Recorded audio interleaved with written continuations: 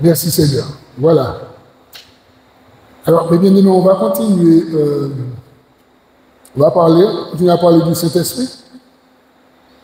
Mardi dernier, on a parlé un peu des attributs, pour ceux qui étaient là, du Saint-Esprit. Ce sont bien sûr des choses qu'on a déjà vues pour certains, peut-être non pour d'autres. Mais il est important pour nous de parler du Saint-Esprit, de parler du Seigneur Jésus, de parler de Dieu, mais aussi de parler de nous, étant une nouvelle créature.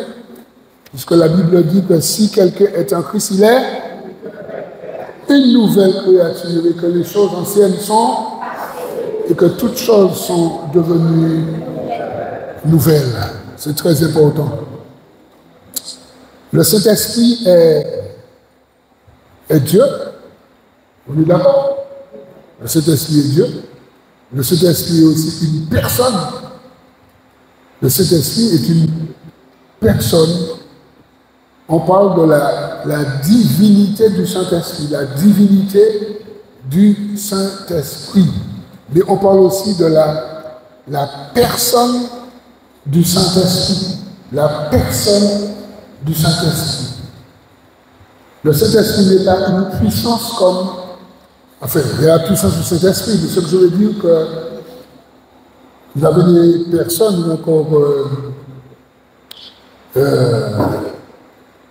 certaines, on va dire, religions qui présentent le Saint-Esprit comme une puissance, une énergie, ouais, une puissance, une énergie divine, mais pas comme le Dieu Esprit, Dieu le Père, Dieu le Fils, Dieu le Saint-Esprit. La divinité du Saint-Esprit. L'Écriture nous présente le Saint-Esprit comme une personne. Une personne, on lui parle. Oui. Vous avez des personnes qui prient les arbres. Vous savez ça? Qui prient les arbres. D'accord? L'homme n'est pas un Dieu. Vous avez des personnes, j'aime bien, qui prient. Ils vont vers un arbre et puis commencent à prier l'arbre. Vous avez d'autres personnes qui vont au cimetière et qui prient, qui parlent devant les tombes ou la tombe. Il y a une méconnaissance, les gens, il y a une méconnaissance où l'homme va faire tout et n'importe quoi, mais c'est par méconnaissance. Ou parce qu'on lui a inculqué des choses. On lui a appris des choses. D'accord? Et puis, depuis tout petit, c'est ça. Mais la Bible nous présente le Saint-Esprit comme Dieu et une personne. On l'a lu mardi dernier, mais on va lire Jean chapitre 16, versets 13 et 14. Jean, évangile de Jean, chapitre 16, versets 13 et 14. D'accord. Jésus dit que quand le Consolateur sera venu, l'Esprit de vérité, il vous conduira dans toute la vérité, car il ne parlera pas de lui-même, mais il dira tout ce qu'il aura entendu et il vous annoncera les choses à venir. Verset 14. Il me glorifiera. Pourquoi? Parce qu'il prendra de ce qui est à moi et il vous l'annoncera. Ici, on voit que le Saint-Esprit est défini par un pronom personnel masculin. Il, on parle bien d'une personne. Hein? Verset 12 ou verset 13. Quand le consolateur sera venu, l'esprit de vérité,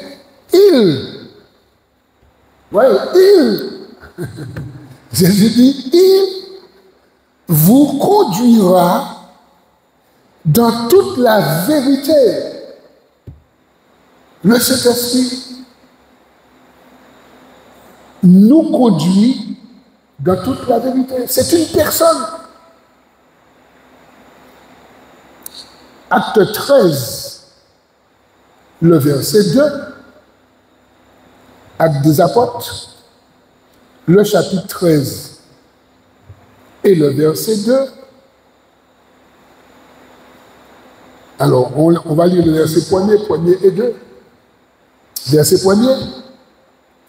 Il y avait dans l'église d'Antioche des prophètes et des docteurs, Barnabas, Siméon appelé Niger, Lycius de Cyrène, Manaël, qui avait été élevé avec Hérode le tétrarque et Saul. Verset 2. On nous dit que pendant qu'ils servaient le Seigneur dans leur ministère et qu'ils jeûnaient, virgule, le Saint-Esprit dit. On voit que c'est une personne. S'il parle, vous voyez, le Saint-Esprit dit, mettez-moi à part Barnabas et Saul pour l'œuvre à laquelle je les ai appelés. Ils sont dans leur ministère, dans l'église, dans l'assemblée, en train de servir le Seigneur, en train de faire leur ministère, mais pendant ce temps de prière et de jeûne, le Saint-Esprit parle, il dit ces deux-là, mettez-les à part pour moi, pour l'œuvre à laquelle je les ai appelés. Le Saint-Esprit est Dieu, mais c'est une personne qui parle. Et comme je l'ai dit mardi dernier, pourquoi des fois nous avons notre ministère est un peu pauvre, où on ne voit pas grand-chose, parce que on traite le Saint-Esprit comme un meuble. On le traite comme un meuble. On ne lui parle pas. On ne sait même pas s'il est là. Et pourtant, c'est lui qui nous assure que nous sommes enfants de Dieu. On l'a vu mardi dernier, je crois. D'accord? C'est lui. C'est lui qui nous dit que nous sommes enfants de Dieu. L'Esprit dit à notre esprit que nous sommes enfants de Dieu. Mais des fois, on le traite comme si c'est un banc. Le banc est là, bon, c'est pour nous asseoir, nous casser en l'air et puis terminer.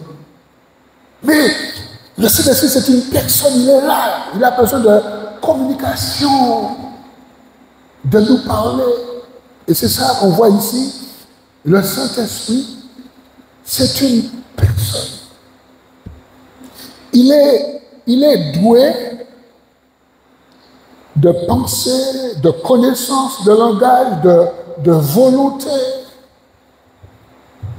Et on a besoin de s'entretenir avec le Saint-Esprit parce que Jésus a dit que je ne vous laisse pas orphelins, je vais vous envoyer le Consolateur, le Saint-Esprit. On peut lire dans Romains chapitre 8, 27. Romains 8, 27. On a dit qu'il est doué de penser. Hein? Alors, ici, l'apôtre Paul dit dans Romains 8, 27, alors si je lis à partir du verset 26, pour entrer dans la pensée du 27. Verset 26. De même aussi, l'Esprit nous aide dans nos faiblesses, car nous ne savons pas ce qu'il convient de demander dans nos prières. Mais l'Esprit, le Saint-Esprit, lui-même, intercède par des soupirs inexprimables. Ça veut dire, lorsque nous prions, le Saint-Esprit intervient. Parce que nous ne savons pas toujours ce qui convient de demander. Verset 27. Et celui qui sonde les cœurs connaît quoi? Connaît la pensée de l'Esprit. On a dit qu'il est doué de penser. Il connaît la pensée de l'Esprit parce que c'est selon Dieu qu'il intercède en notre faveur. On voit que c'est quand même profond lorsqu'on parle de la personne du Dieu Esprit. On n'a pas l'impression, tu vois, parce que des fois, étant chrétien, on vit comme ça, mais on n'a pas l'impression. Mais lorsqu'on commence à être attentif par rapport aux attributs du Saint-Esprit, les attributs. 1 Corinthiens 2, verset 10, on a dit qu'il est doué de connaissance de langage. 1 Corinthiens, le chapitre 2 et le verset 10. Il est dit ici que Dieu nous les a révélés par l'Esprit. Alors si on va lire le verset 9. Mais comme il est écrit, ce sont des choses que l'œil n'a point vues, que l'oreille n'a point entendues, et qui ne sont point montées au cœur de l'homme. Des choses que Dieu a préparées pour ceux qui l'aiment. Est-ce que nous aimons Dieu? Des choses que Dieu a préparées pour ceux qui l'aiment, et il est dit au verset 10, Dieu nous les a révélées par le Saint-Esprit, que Dieu nous révèle les choses par l'Esprit, car l'Esprit, le Saint-Esprit, sont tout, même les profondeurs de Dieu. Le Saint-Esprit qui est une personne et qui est Dieu, sonde les profondeurs de Dieu. Ça nous dépasse, mais ce sont des choses que nous pouvons approcher que par la foi. Si nous essayons d'approcher ça avec notre organe de raisonnement, on sera troublé. Oui, c'est par la foi. C'est très important parce que nous sommes aussi des personnes spirituelles. Nous sommes des personnes physiques, nous sommes des personnes émotionnelles, nous sommes des personnes sentimentales, ok? Mais nous sommes aussi une personne spirituelle. Nous sommes aussi des personnes spirituelles. Vous avez les personnes spirituelles qui ne connaissent pas Dieu, qui sont en connexion et en relation avec Satan et les démons. Ce sont aussi des personnes spirituelles, hein? Mais c'est du côté du royaume du diable. Et vous avez les personnes comme nous qui avons accepté le Seigneur Jésus et nous avons le Saint-Esprit. Nous sommes des personnes spirituelles connectées avec Dieu par le Saint-Esprit. Mais oui, parce que lorsqu'on parle du spirituel, on pense que tout spirituel c'est Dieu. Non, Satan est spirituel, Dieu est spirituel. Parce que ce sont des êtres, on va dire, immatériels qu'on ne voit pas, qu'on ne peut pas toucher comme je touche, toi, la chair. Et lorsqu'on comprend ça, lorsqu'on commence à saisir ça, la personne spirituelle que je suis, quand je commence à comprendre que je suis dans les émotions, je suis dans les sentiments, je suis dans la chair, mais je suis aussi dans l'esprit. Et il y a une personne qui s'appelle le Saint-Esprit qui est Dieu. Et là, quand je commence à comprendre ça, entrer dans ça, ma vie spirituelle, ma relation avec Dieu va changer, va monter, va augmenter. Je ne serai plus un religieux parce que je peux être tout simplement un religieux, quelqu'un qui est dans une religion, mais sans être connecté avec Dieu par le Saint-Esprit. C'est pourquoi il y a tant de religions. C'est ça.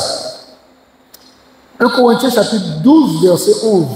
Là, on va voir que le Saint-Esprit, il a aussi la volonté. Comme c'est une personne, eh bien, la personne, c'est ce que je veux. Je fais ce que je veux. D'accord? Dans 1 Corinthiens 11, 1 Corinthiens 12, 11, ça c'est dans la distribution des dons spirituels.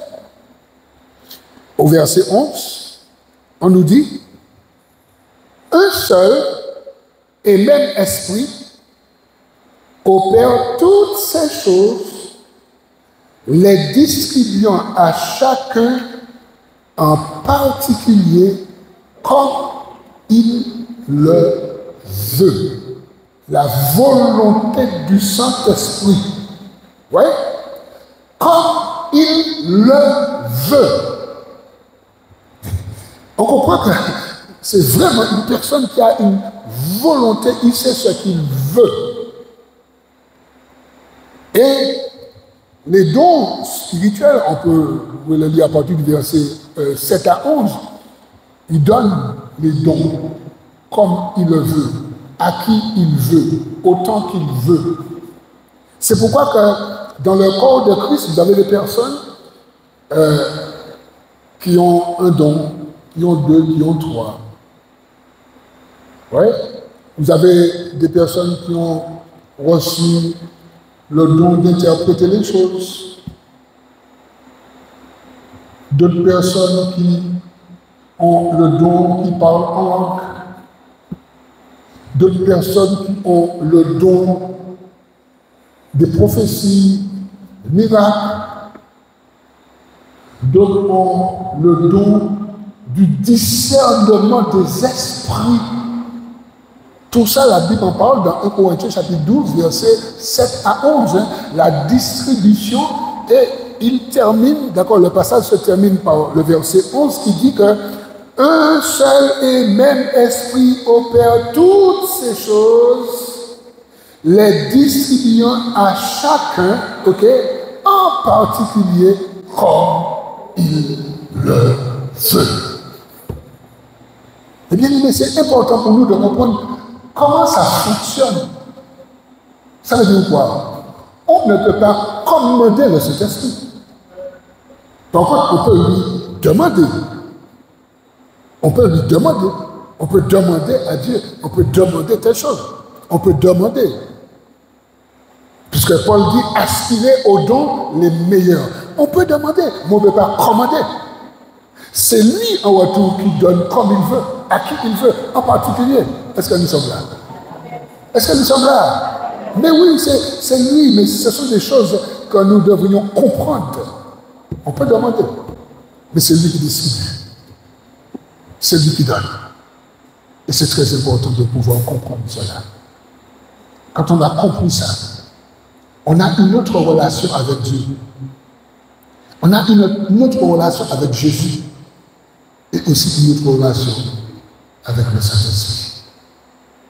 Quand on a compris ça. Mais il faut comprendre ces choses.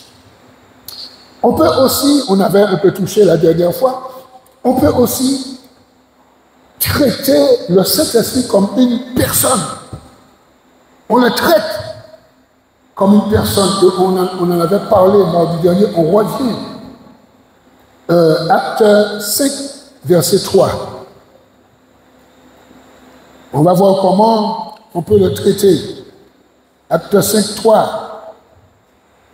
Pierre dit à Ananias. Pierre lui dit, Ananias, pourquoi Satan a-t-il rempli ton cœur au point que tu mentes au Saint-Esprit et que tu aies retenu une partie du prix du champ?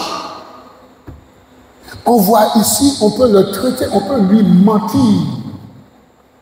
Et là, on voit que Ananias a menti à Pierre. D'après lui, c'était à Pierre. Mais Pierre lui révèle que c'est au Saint-Esprit que tu as menti. Tu vois, il a menti. Il a vendu son champ, il a retenu une somme, il a donné ce qu'il voulait, et il a dit, c'est ce prix-là que j'ai vendu, il a menti. Après, on lui dit, mais si c'était à toi, tu aurais pu garder tout ton argent, tu n'étais pas obligé de donner. Mais à partir du moment où tu mens, ça c'est autre chose. Ou encore, tu aurais dû dire que j'ai retenu tant, j'ai donné tant. Mais tu fais croire que ce que tu as donné, c'est à ce prix-là que tu l'as vendu. Pierre dit, Ananias, tu as menti au Saint-Esprit et ça t'a arrivé. Et c'est aussi pour nous aujourd'hui parce que des fois, dans notre relation avec le Seigneur, nous mentons. Mais nous oublions que nous avons le Saint-Esprit. Nous oublions que le Saint-Esprit est en nous. Et lorsque nous mentons au Saint-Esprit. Nous faisons mentir le Saint-Esprit puisqu'il est en nous. Tu n'as pas compris, hein? Tu as compris? Tu vois, et c'est pourquoi que je nous dis que cette étude nous permet de nous rapprocher de Dieu. Cette étude nous permet de nous analyser et de faire attention à nos légèretés. Nous avons des légèretés, des négligences. Des fois, on ne fait pas attention. Mais l'étude est là pour nous rappeler à l'ordre par rapport à la personne et au Dieu Saint-Esprit qui est en nous. Qui est en nous. Toute personne qui a accepté Jésus comme Seigneur et Sauveur a le Saint-Esprit. Amen. Mais oui. Ce sont les personnes qui n'ont pas accepté, qui ne sont pas repenties, n'ont pas le Saint-Esprit. Ces gens-là pensent qu'ils ont le Saint-Esprit. Ils pensent qu'ils ont Dieu. Non, ils n'ont pas Dieu. Ils croient en Dieu. Ils savent que Dieu existe. Mais tant que tu n'es pas repenti, tant que tu n'as pas accepté Jésus comme ton Seigneur et ton Sauveur, tu n'as pas le Saint-Esprit. C'est pourquoi que Paul va dire que si quelqu'un n'a pas l'Esprit, on va le dire, Romains 8, 9, on va le dire. Romains 8, 9. Paul dit, pour vous, vous ne vivez pas selon la chair, mais selon l'esprit.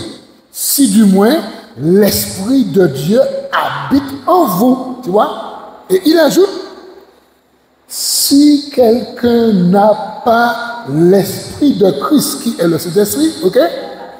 Il ne lui appartient pas. Ça veut dire que les gens ont beau dire qu'ils sont enfants de Dieu. Parce que tout le monde est enfant de Dieu, d'après eux. Mais la Bible nous fait savoir que si nous ne sommes pas repentis, si nous n'avons pas accepté Christ, nous n'avons pas l'esprit de Christ, nous n'appartenons pas à Dieu, nous ne sommes pas un enfant de Dieu, nous sommes une créature de Dieu et non un enfant de Dieu. Ça doit être clair et bien aimé. Et c'est ça que le Seigneur nous dit ici. Alors, autre chose, comment on le traite? Acte toujours 5, verset 9. Acte chapitre 5, verset 9. On a vu que Ananias avait menti au verset 9. Alors Pierre lui dit, comment vous êtes-vous accordé pour quoi? Pour tenter l'esprit du Seigneur. On peut lui mentir, mais ici on voit qu'on peut tenter. Pierre dit, vous avez tenté. Comment vous vous êtes accordé pour tenter l'Esprit du Seigneur? Il dit, eh bien voici ceux qui ont enseveli ton mari sont à la porte et ils t'emporteront. Après Ananias, c'est Saphira, la femme, qui va tomber raide mort.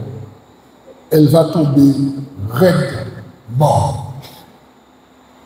Parce que elle et son mari ont menti au Saint-Esprit. Et Pierre va prononcer une parole, parce que c'est la parole que Pierre prononçait. Oui. Pierre va prononcer une parole. Et la parole va déclencher. C'est ça en fait. C'est chaud. C'est chaud. Et c'est pourquoi que Jésus dit, ne maudissez pas, bénissez. Ne prononcez pas des paroles de malédiction, prononcez des paroles de bénédiction. Garde à celui sur qui vous lancez une parole de malédiction, bien que nous n'avons pas le droit.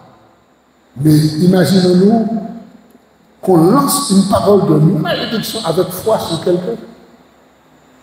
Jésus dit, ne maudissez pas, bénissez. Ici, sous l'action du Saint-Esprit, Pierre va développer une parole. Tu as menti au Saint-Esprit. Les gens qui ont enterré ton mari, eh bien, ils sont à la porte, ils viennent pour t'enterrer. Pour terminer. Voilà. Non. C'est chaud quand même. Mais bien aimé, c'est chaud, hein? Lorsqu'on dit qu'on veut le réveil, on veut la plénitude, on veut, mais il faut aussi être vrai. Il faut aussi faire attention à ce qu'on dit, à ce qu'on fait. Il ne faut pas qu'on ait une double vie. Parce que des fois, on a une double vie. Des fois, on a une manière de vivre au sein des frères et sœurs. Et quand on est dans le monde ailleurs, on vit autrement. Quelqu'un dit, ne fais pas ça. Il ne faut pas faire ça. Ça s'appelle une vie hypocritique. Il ne faut pas faire ça. Quand tu es là, tu vis comme ça, tu es bien, tu vois, et quand tu pars là, d'accord, c'est autre chose. Souviens-toi que tu as en toi le Saint-Esprit, et il n'aime pas ça. Il n'aime pas ça. Acte 7, verset 51. Ici, c'est Étienne qui parle au peuple. Acte chapitre 7, verset 51. Regardons ce que Étienne dit au peuple.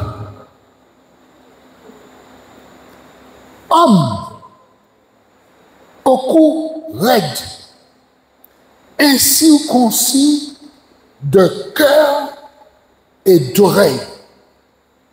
Vous vous opposez toujours au Saint-Esprit, ce que vos pères ont été, vous l'êtes aussi. Comment il traitait le Saint-Esprit ici? Il lui résistait et il s'opposait au Saint-Esprit. Des fois, on peut le traiter comme ça. Des fois, le Saint-Esprit nous parle. Des fois, on peut le résister. On peut s'opposer au Saint-Esprit. Tu vois? Il te dit de ne pas faire ça ou pas faire. Tu vois? Des fois, le Seigneur te parle à travers ton mari ou à travers ta femme. À travers même tes enfants. Des fois, c'est Dieu qui te parle, te dit quelque chose, te donne des conseils. Mais tu résistes, tu t'opposes. C'est pas auquel dit m'habiller comme moi. Et Dieu te parle, Dieu me parle, Dieu nous parle. Mais des fois, on résiste, on s'oppose. Et ici, Étienne disait au peuple, vous êtes comme vos pères. Votre cœur est incirconcis, vos oreilles sont incirconcises.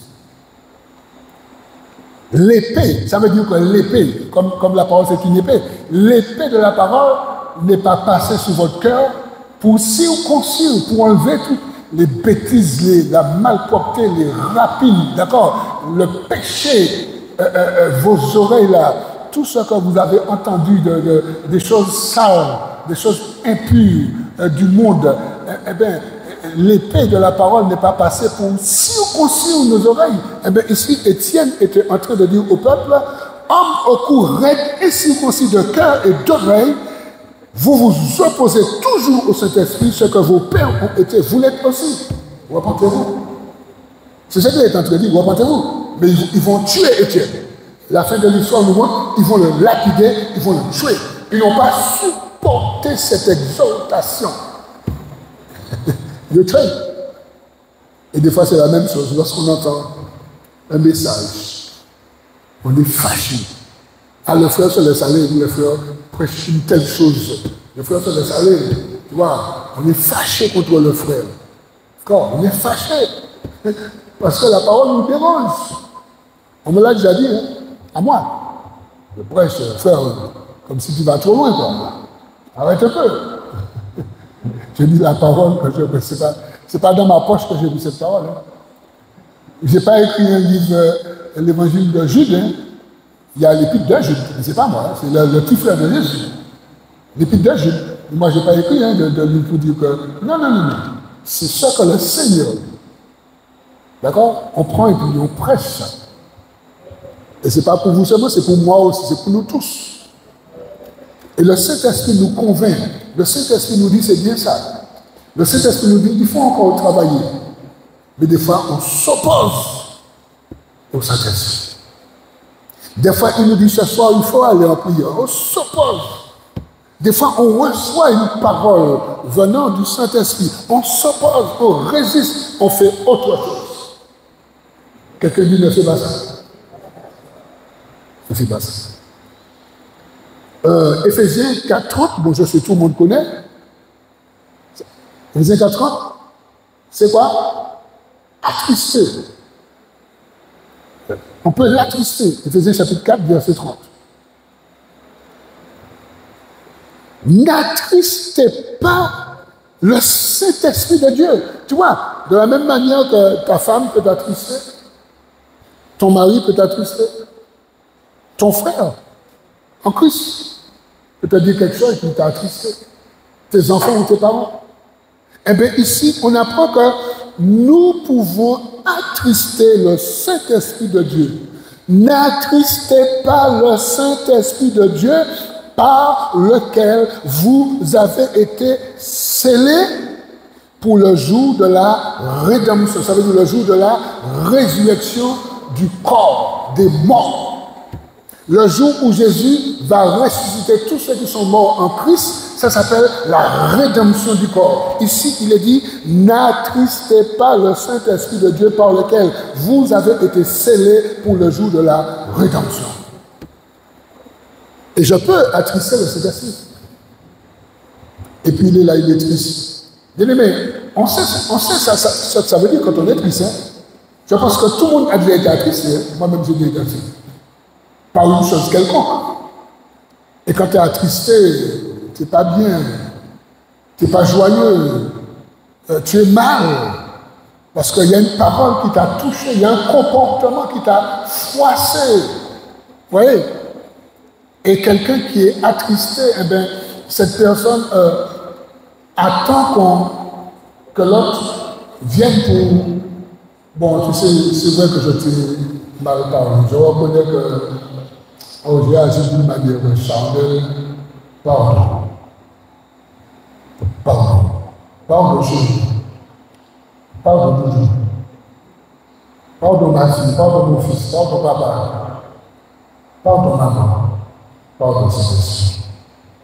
Parce qu'on l'a attristé et il est mal. Parce que c'est une personne. Quand on t'attriste, tu es mal. On t'a dit, tu peux faire un petit sourire, mais tu es triste. Tu ne sais pas que tu ne veux pas sourire, tu ne peux pas, parce que pour le moment, tu es triste.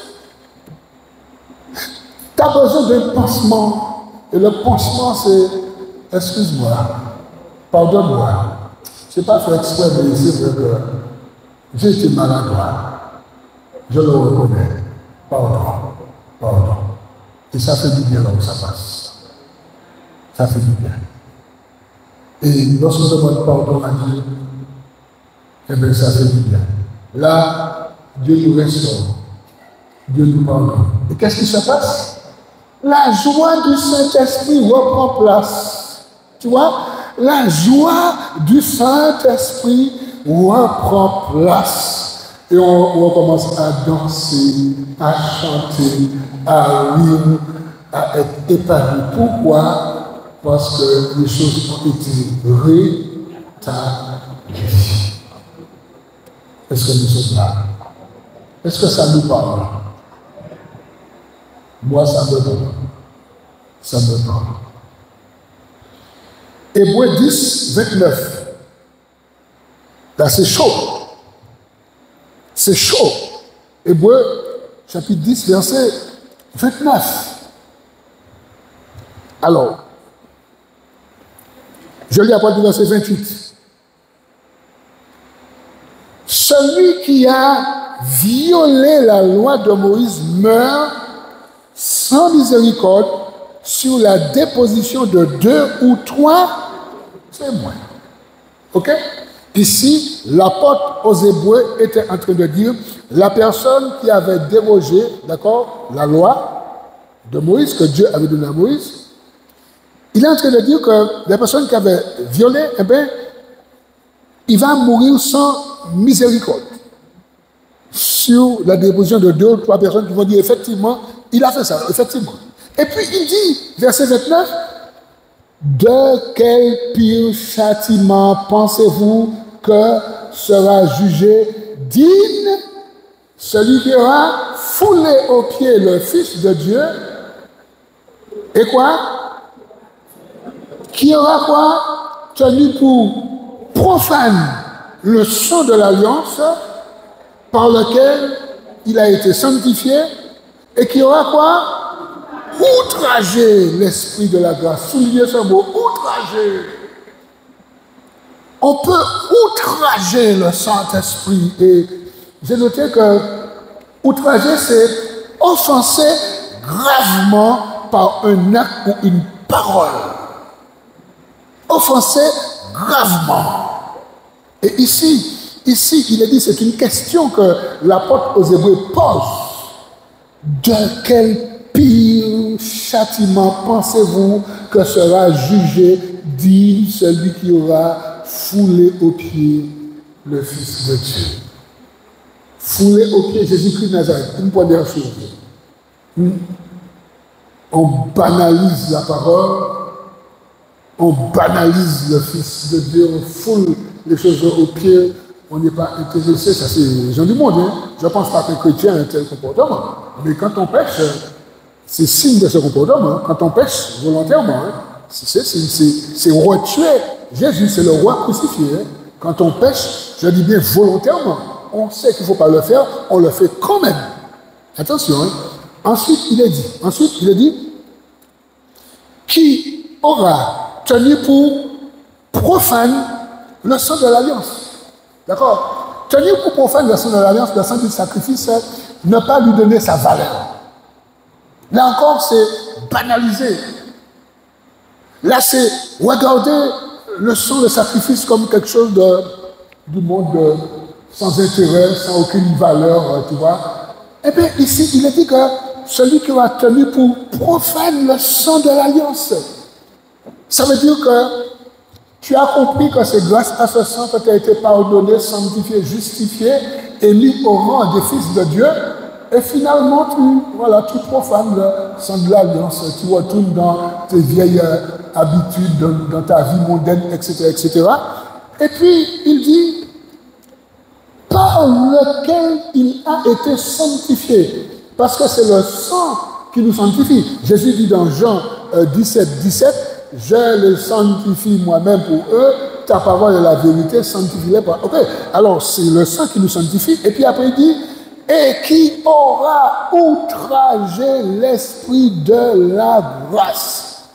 On peut outrager le Saint-Esprit, la personne du Saint-Esprit.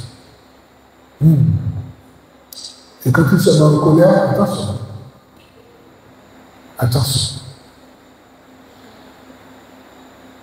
D'autre part, le Saint-Esprit convainc, enseigne, témoigne, conduit, entend, parle, annonce. Il fait toutes choses. Convainc, enseigne, témoigne, conduit, entend, parle, annonce. Jean 14, 26, on va lire quelques versets. Jean 14, 26. Mais le consolateur, l'Esprit Saint que le Père enverra en mon nom, vous enseignera. Et il enseigne. Vous enseignera toutes ces choses et vous rappellera tout ce que je vous ai dit. Jean 15, 26. Jean 15, 26. Quand sera venu le consolateur, que je vous enverrai de la part du Père, l'Esprit de vérité qui vient du Père, il rendra témoignage de moi. De cet esprit témoigne. Il enseigne, il témoigne.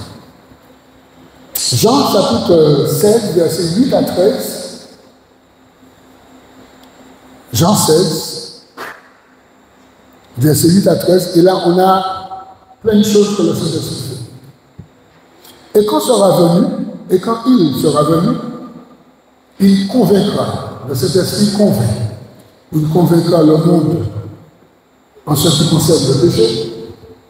C'est le Saint-Esprit qui nous convainc des péchés. Quand l'évangile est prêché, quand il y a évangélisation, quand il y a enseignement, quand il y a culte, quand il y a prédication, et il y a une parole qui est délivrée et qui concerne une personne en particulier, le Saint-Esprit convainc cette personne qui dit c'est quoi? Avance ça, avec ça. Il convainc le monde en ce qui concerne le péché. Il convainc le monde en ce qui concerne la justice et le jugement. D'accord? C'est lui qui va nous convaincre aussi que l'œuvre de Christ à la croix a été accomplie. Jésus a dit que tout est accompli. Eh bien, quand nous sommes convaincus des péchés et que nous venons à Christ, le Saint-Esprit va nous convaincre que le Seigneur nous justifie. D'accord? Que Dieu nous déclare juste. Il nous convainc de justice. C'est pourquoi que dans l'ordre des choses, Jésus a dit dans Matthieu 6, 33, cherchez premièrement le royaume de Dieu et sa justice.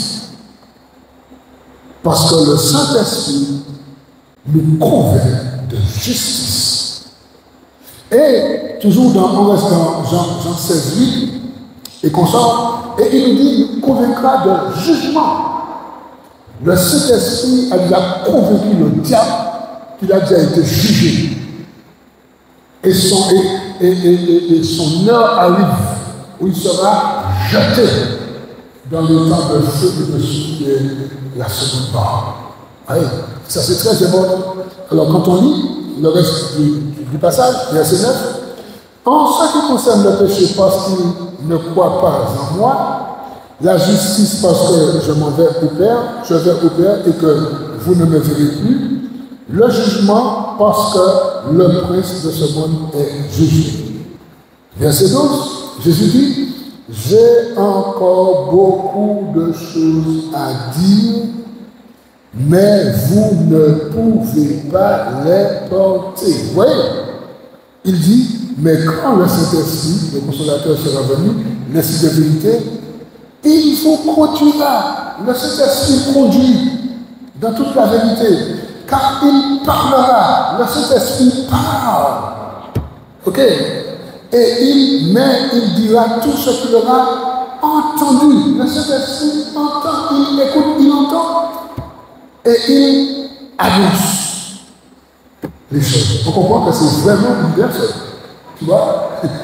Toutes les facultés, toutes les caractéristiques d'une personne, on voit que le Saint-Esprit a tout rassemblé et il détient tout. C'est pourquoi c'est très important de bien aimer. C'est très important de bien comprendre ce que le Seigneur veut nous dire. Dis deux mots sur la divinité. La divinité du Saint-Esprit est Dieu.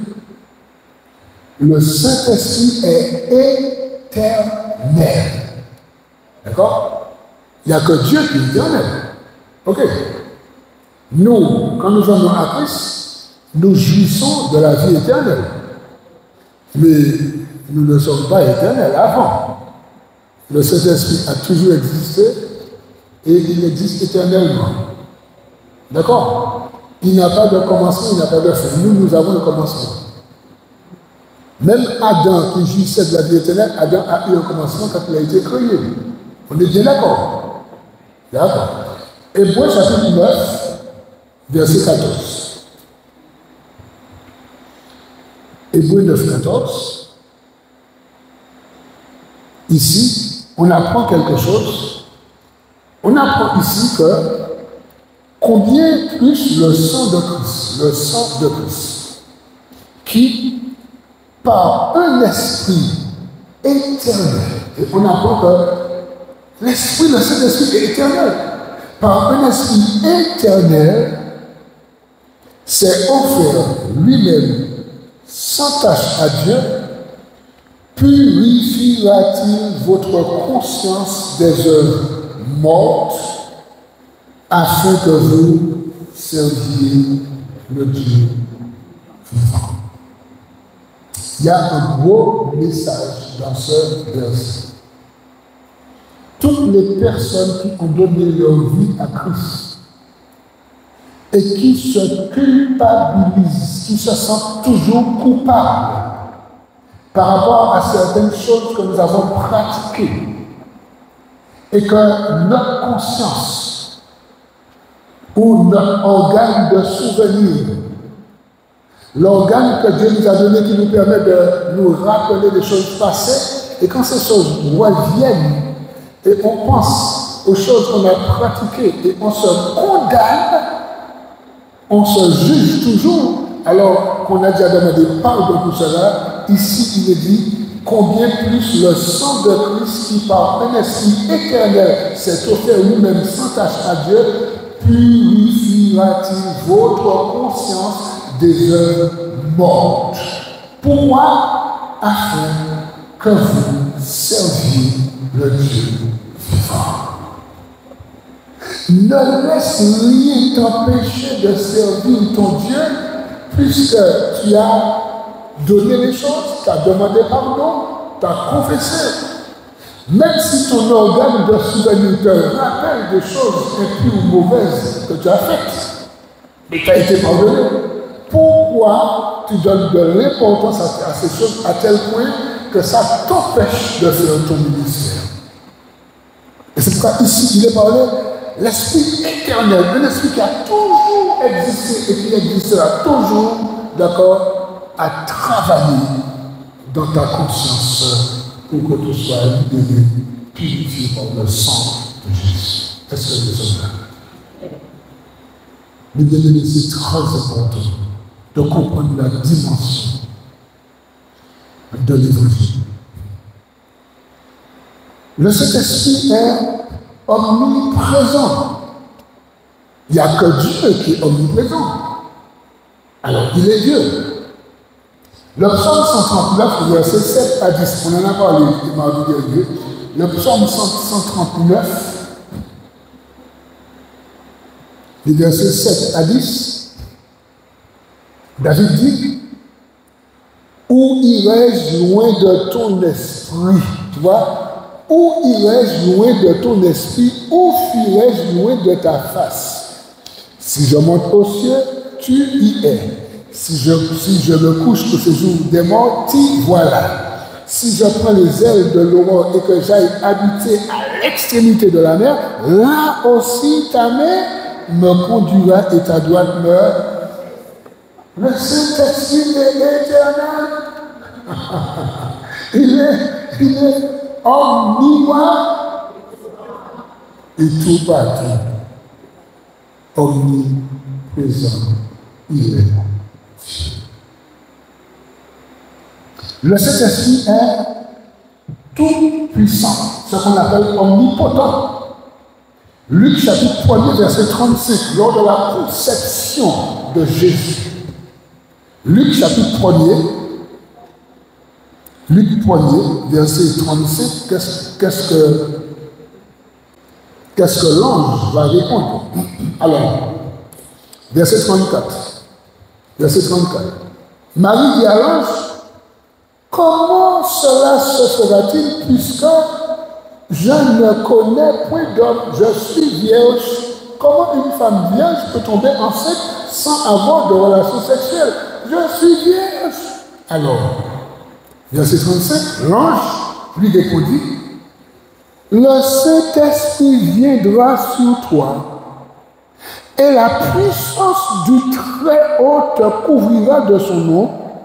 C'est pourquoi le Saint-Enfant qui naîtra de toi sera appelé Fils de Dieu.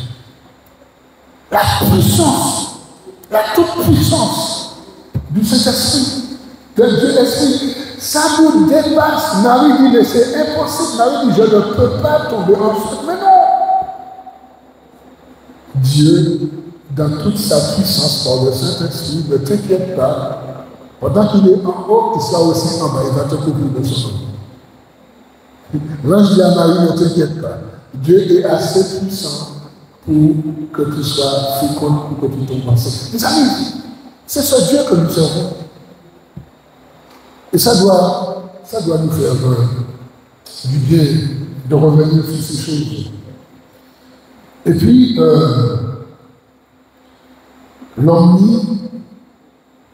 omniscient. Le Saint-Esprit connaît toutes choses. On a vu qu'il est éternel, on a vu qu'il est omniprésent, on a vu qu'il est omnipotent, là on voit qu'il est omniscient. Il connaît toutes choses. On va revenir dans un passage qu'on a vu tout à l'heure, 1 Corinthiens chapitre 2, versets 10 et 11. 1 Corinthiens chapitre 2, versets 10 et 11. Dieu nous les a révélés par l'Esprit, car l'Esprit sonde tout, même les profondeurs de Dieu. Lequel des hommes, en effet, connaît les choses de l'homme, si ce n'est l'Esprit de l'homme qui est en lui. De même, personne ne connaît les choses de Dieu, si ce n'est le Saint-Esprit, l'Esprit de Dieu. Il est omniscient, il connaît toutes choses. On va lire encore Jean, chapitre 16, versets 12 et 13. Ça, on va s'arrêter de ce soir. Jean, chapitre 16, versets 12 et 13.